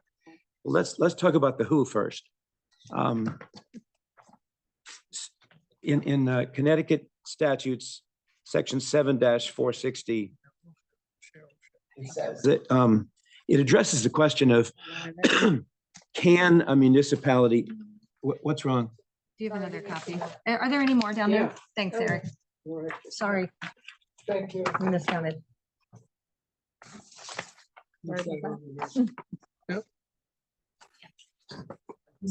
Statute addresses is, are towns allowed to pay their municipal employees? And the answer is yes. You can. You may fix the compensation of officials and employees. Well, actually, let me go back a little further. Any municipality, through its legislative body, that's us, may fix the compensation of its officials and employees subject to the approval of the budget authority. That's the Board of Finance. So the sequence that the statute contemplates is the town council comes first. Yep. We set the compensation, and at some point, the Board of Finance approves that. Now, it doesn't have to happen quite that literally. If at the end of the day, the town council, agrees on a salary level, and in the budget process, the Board of Finance blesses that, it all sort of works out. You don't have to line up in a row methodically. However, compare that with, and then the next page is, there's a separate provision for the town clerk, but I think it's essentially the same. But the third page is really rather remarkable. A relevant provision to this discussion is in the Constitution of the state of Connecticut. And I think what the reason it was raised to that level of seriousness is that people were concerned that people would run for office and then put a coalition together and create huge salary amounts for themselves, once they created a majority. So what the Constitution says is that you can't, when you run for office, you got to live with the salary rate that was in effect before you took office. And so that, as Christina's pointed out, that gives us a deadline. We need to do something. Somebody has to do something before November, or it's going to be quite a while before anybody can get a pay increase. What? We were supposed to have done that amount before people even run for election, so that they know. No, what that's the- not, No. Well, that's no. what we've always done. is- well, maybe so, but that's not what the so, law, so that the individual knows what they're going to be, what the compensation is. good policy. I'm not against that. But I don't want to look back and say, oh my God, wring our hands. What did we fail to do in the past? Right now, our issue is, can we even do a raise for the people that are running for office? And what, Penny? I'm listening. Okay, so it looks like there's no way around the fact that the town council has to take action. So whatever process that we were gonna do, to meet this constitutional deadline, whatever process we were gonna do, normally to do comparable pay numbers and whatever else, we better get to that pretty quickly. The question though is, even if we do, and I will put a footnote here that we really ought to have legal counsel here with us, because I'm carrying a lot of water here, but I did talk to Nick Bamonte, and he understood the issues, but I didn't give enough time to actually research them and give the definitive responses. But it looks to me like there's two things that have to happen before the pay increase can be set. We act and the Board of Finance approves, but I don't know that the Board of Finance approval has to happen before the election. In other words, if they bless it after the fact, that probably works. But so that's the sort of framework. No. And all I did, what's that? It makes no, I'm sorry, Tom, it makes no sense that if an approval is required, that it would be after the deadline that is set by this statute. Well, I'm trying to get you the answer that you want. I think the answer you want is that if we were to say that compensation for any such official for a term of office shall not be greater than the amount set by the council prior to such term. In other words, we would take the view that we set the rate, and it doesn't really matter how long it takes for them to bless it. As long as they do, it works. Anyway, I'm just addressing what came up last time and explaining why I put as the change to section 17, really just summarizing the two legal points that really will come into play whenever we want. I will comment briefly that on the old language, it says that we would have to set the town council during the budget process. I don't think that's necessary or important, especially in this hypothetical, because the budget process won't have begun before November. So I don't think we should keep that in there. Odd number of years happens to be always true, which is why I didn't, it's sort of unnecessary. Included in the final budget, town of Canaan, it has to. And to Deanna's point, whatever we do isn't going to get paid unless it's blessed in the final budget. Well, in the past, it would come out of contingency, and it has been historically done. So it was only in the recent years that it was put in through the budget process. But this year, it was never brought up as an agenda item to be voted on or discussed. I would say, this year it wasn't done properly. Technically, it should have been done through the budget process this year. It should have been, I think people missed it, and, so it didn't happen. But that's technically the year. I think because it's not every year like staff is, and when they calculate in the budget, they put the staff raises in. This is not every year because of that statute that you cited. And so it didn't get into the budget process. Technically, it should be before, not in next year's. So there, Oh, it should have been for the, it should have gone into this year's budget. Right. For starting in November or whatever, so that, January. it started it actually starts in November of the year that I think it technically starts after the election. Because like when you set the salary, when I took office, that salary was set before I got into office. But my predecessor did not have my salary. You had set the salary before I got into office, and then my predecessor was on an old salary schedule, and I came in on the new salary schedule that you set. So that's there was a miss this year. There was just a miss. Right now we're in fiscal year 26, right? Yes. So in order to do anything within fiscal year 26, we would have to have an appropriation. So I think. And that would this- have to be a special appropriation. The Board of Finance. Yeah. This year it has to be done differently because there was a miss. Because there's not a budgetary appropriation, I think it has to go through the Board of Finance because it's not in the budget Right. that was approved. So I think it's going to be a backwards process where it would go through the Board of Finance and then come for your approval because it's a contingency. Well, If I may, I'm sorry, Tom, if I may add, it's the salary as it is now, or as it was in 2025, is in the budget for 2026.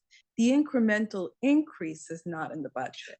They Which can't, is what we're we're all talking three. So Yes. the three elected positions were kept in the budget at the same level, unlike other staff members who we know every year they get a raise. So like, Tucker or, Tiger or anybody that works for the town, the finance department built in a budget increase for all a recommended, we didn't know what we were going to do, but there was a budgeted increase.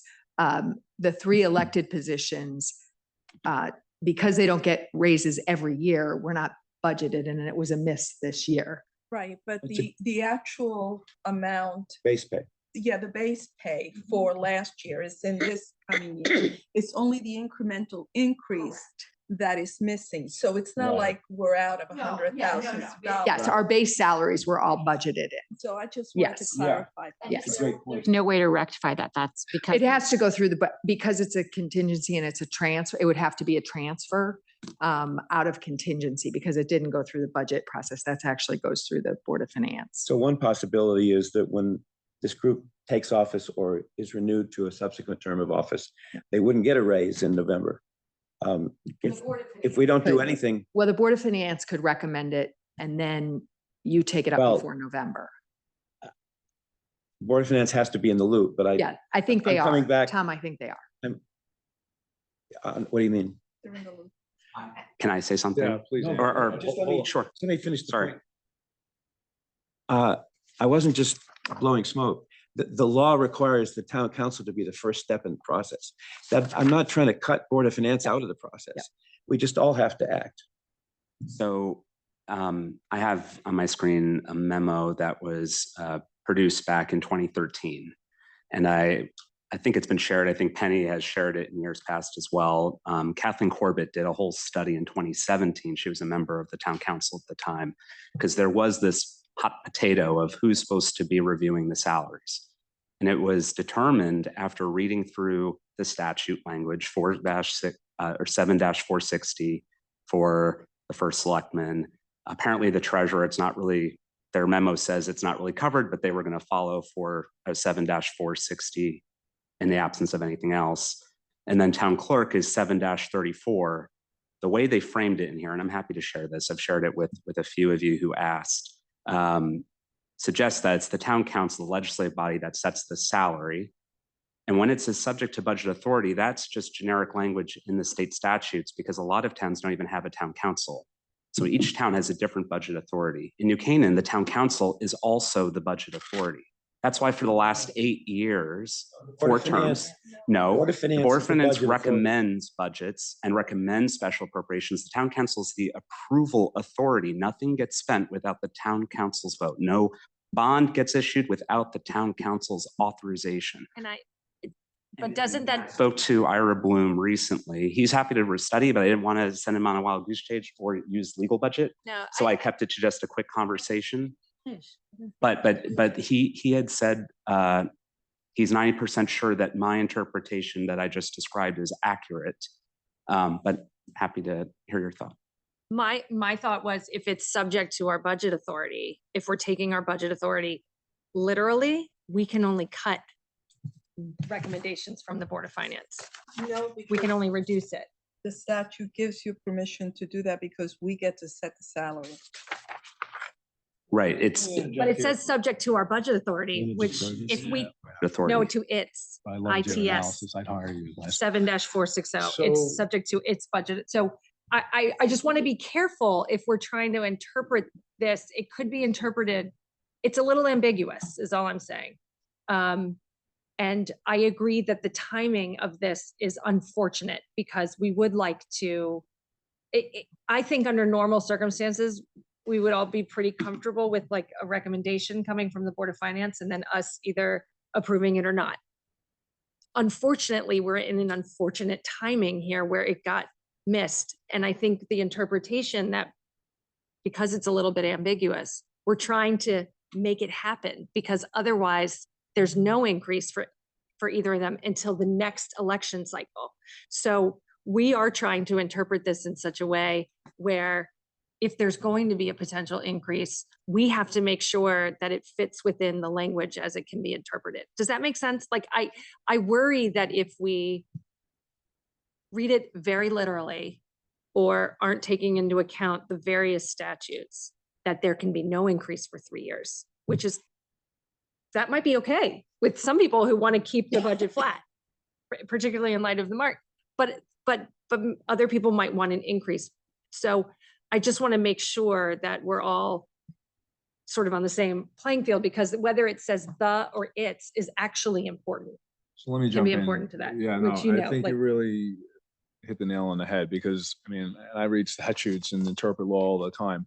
When I read 7460 and it says subject to the approval of its budget authority, I was like, where the budget authority? I see, hold on, but I see the argument on Board of Finance being the budget authority. It's ambiguous. With all It's that, a little- exactly. So with all that said, I am entirely uncomfortable because now we're all trying to divine the legal conclusion here, and we're not equipped to do that. We're simply not. And I wouldn't vote for this language. I'm not going to vote for this language. I don't know if anyone feels comfortable voting for this language, given the statutes that we have. But I would rather, and we should have Ira or Bamonte with us to go through it, or at least vet the language and give it to us to vote on, because I'm just simply uncomfortable with this language. The way I see it is we're supposed to be reviewing these salaries prior to the next election that the person would the office holder takes office. So they'll enjoy the benefit of an increase if there's an increase, like the current first selectman, right? Kevin didn't get it. It wasn't on him. It was for the next office holder. That should be the same for the treasurer. It should be same for the clerk. The clerk is really a little bit different in the much easier case. It's a separate statute and only the town council is referenced. The budget authority is not referenced at all. So I think we should be reviewing the salaries of these positions, before the next election. And we can decide, I think, through legal counsel opinion, because I'm looking at that email from Ira, and happy to give it to everybody, from 2013. So I mean, are people comfortable knowing exactly what the law requires? Because I am 100% not. What if we could do section, so this is about a town council rule, which, I'm wondering if we can write the language to have it be compensation for the position of first selectman, town clerk, and shall be fixed by the town council pursuant to Connecticut general statutes. And then that kind of, at this point, we can get these rules. It's it's not a Supreme Court decision. It's not an ordinance. It's the rules that we operate under. So, I think we can acknowledge that under normal circumstances, we would do this in the budget cycle preceding an election. And we have to make a note that we're going to do that going forward. And here we should follow, just to make sure we're crossing our eyes. If the Board of Finance is on board and we can get something done from them to us before November, because of the unfortunate timing that is off, that might be the best way to do it. And to address it in the rules here, we can say that we fix it pursuant to Connecticut law and not make it too specific where we're tying ourselves to something where we're not comfortable with the legal interpretation. Let me put a different slant on this.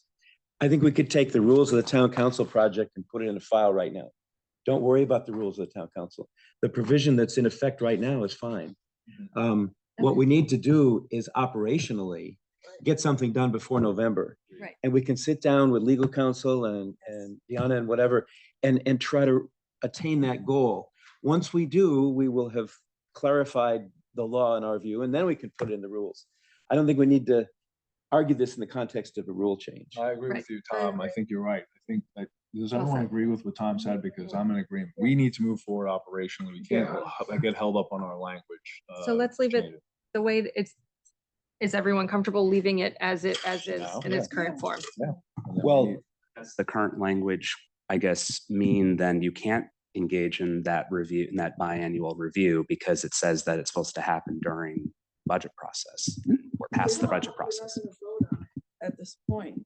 Well, I think most stuff we have to do in the context of the budget process, but we have special appropriations all the time. So to the What's extent that the Board of- budget process? So like part of the budget Probably process. this time needs to start in the Board of Finance because it's a contingency Right. instead of a budgeted item. And so whatever's decided has to come out of contingency, and then they could come with a recommendation because they're the ones that, for this process, because it was missed, and then make a recommendation, and then you have to approve it.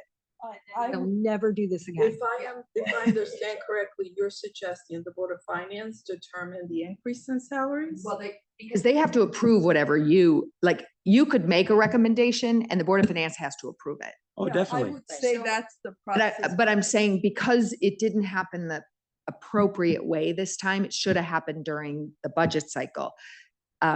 They know what we have in contingency. They're the budgetary authority.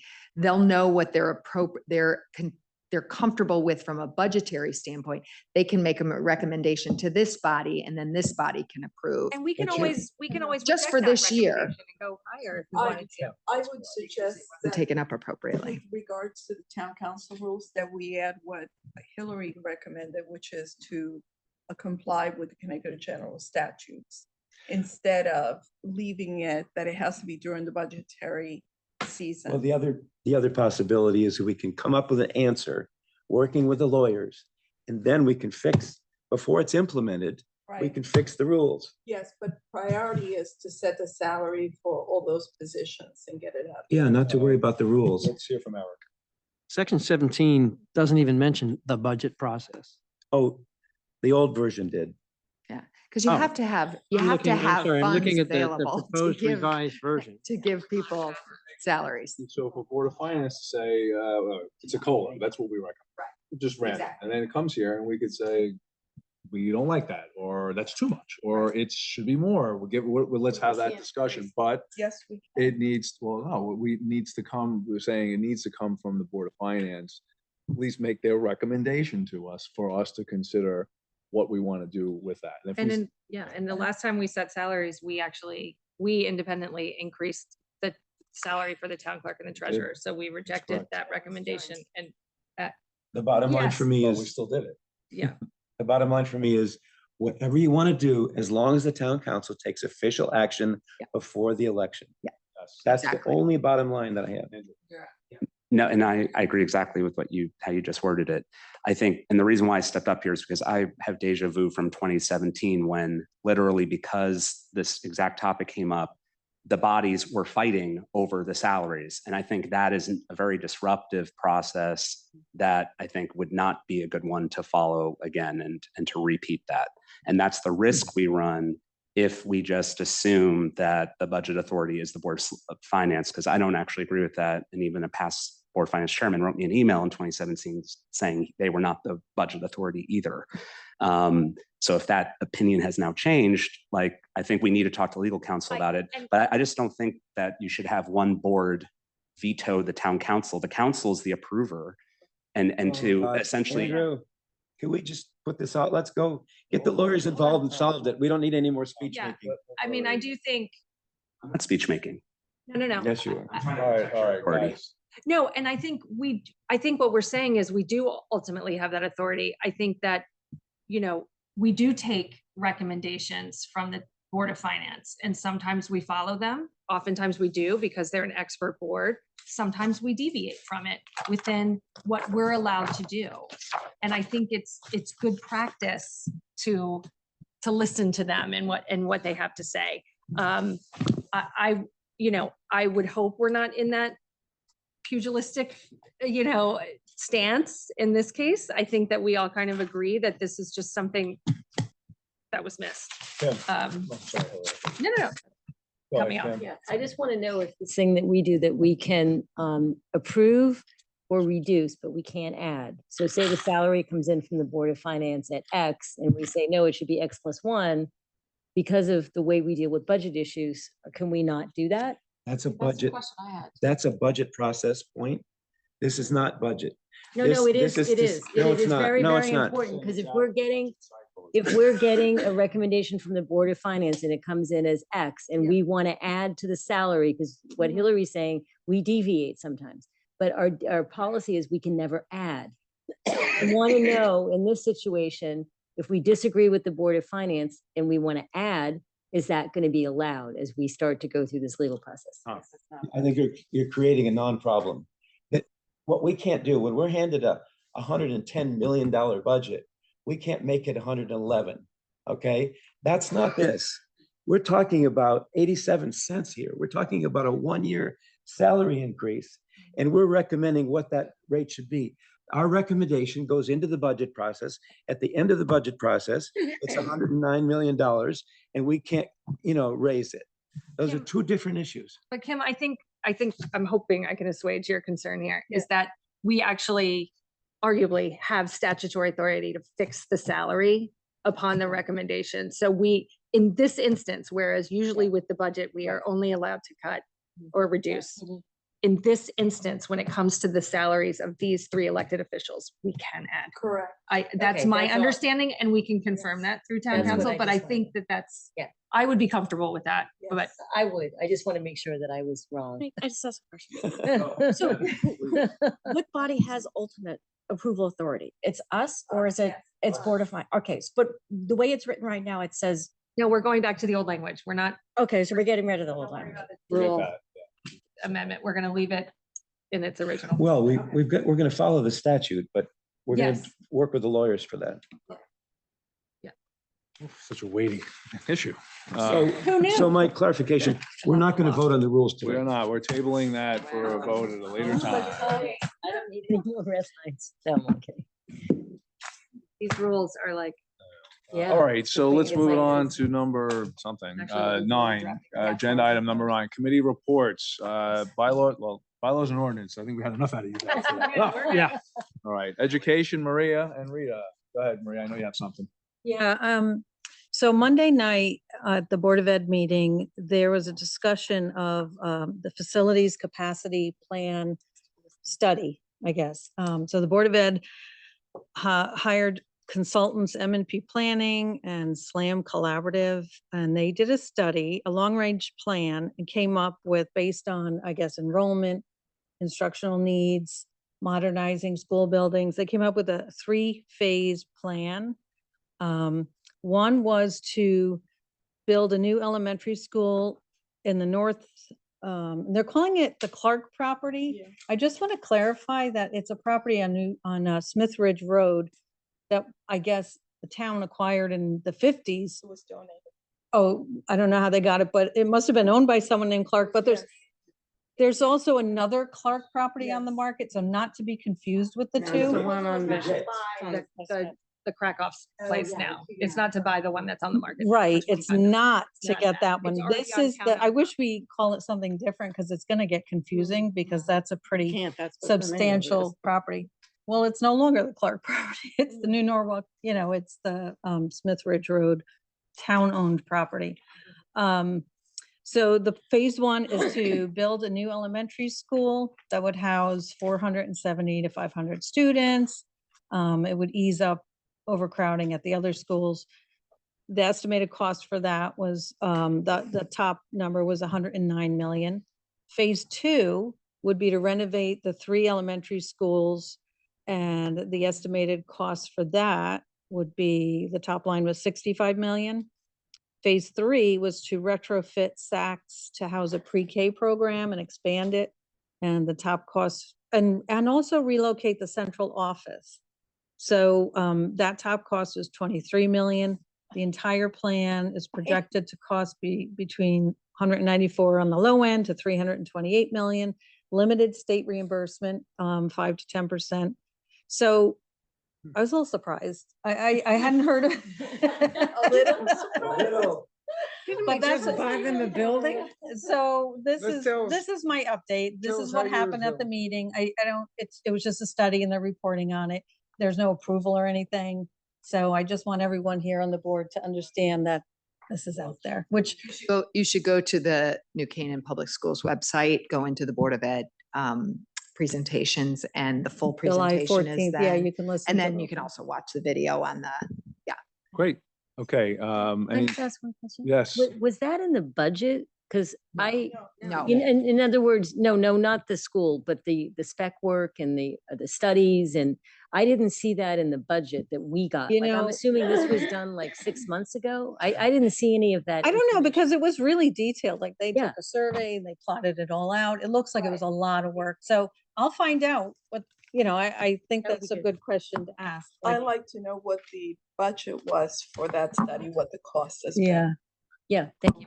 good We'll question. watch that and let's go to finance and government. Eric? We had a meeting scheduled with Dr. Lutzy and the Board of Ed for July 10th, and that was canceled the day of or the day before. I think Dr. Lutzy ended up in Washington DC testifying for something. So obviously, I would have hoped that this would have come up at that meeting, but we never had that meeting. So I heard first of this, what Maria was just talking about last night at the RTC forum. And it's those are some scary numbers, but we were not, we didn't get together for the Finance and Government Committee meeting then. I've had a couple of conversations with Ellen Carbato about the library, and at some point we will have a meeting with her as well. And of course, everything will be noticed and everybody will be invited, but at this point, no other comments unless Hillary has something. Thanks, Eric. Thank you, Eric. Health and Human Services. Kim, nothing? Okay, great. Infrastructure. Can I say something about Health and Human Services really quick, not to Please. step on your toes? The food pantry is fairly low. One thing they really need is shelf-stable milk. So, and there's a couple of other things, canned vegetables, not corn. And just to keep in mind, if you happen to be shopping and see it, they could use some donations. You can also go toggle down to the Health and Human Services website and donate specifically to various things, including the food pantry. So That's it. awesome. Thank you, Hillary. Can I Jennifer. just add to that, just because she brought it up, and I just saw a notice, I think it might have been in your newsletter or it was in the paper, but I went to do it today. You can, because they have their new donate tab, I donated to the back to school. Yeah. If you don't have time to go to Target and get it. So Yeah. maybe you could promote great. that among your networks. Awesome. Infrastructure and utilities, Christina and Rita. Just in case you have not noticed, there's a lot of paving, milling, resurfacing. There's water main installation, gas main installation, and we'll work throughout the summer. And Irwin House is scheduled to be taken down sometime in September. Excellent. Land use, recreation and conservation, Penny Young and Jennifer Zonic. I have nothing. Yeah. Public safety, nothing. Affordable housing, the real one. So Governor Lamont vetoed HB 5002, which is, yeah. We had an Affordable Housing Committee meeting on Monday night, and Chris Wilson and I are going to work on perhaps a letter or some sort of summary of ways that really to tout all the good work that New Canaan has done, and then maybe make some suggestions, because there will be a special session to relook at 5002. And I just think, and Chris agreed, that we should be a little bit more proactive instead of just saying, no, that maybe it's a good idea to say, here's what we would do differently, or here's what we're doing in New Canaan that would accomplish some of the same goals. So I think that's helpful. And so he and I are going to work on that together, hopefully in the next month. And I think that's all from the land of affordable housing. We just had a ruling.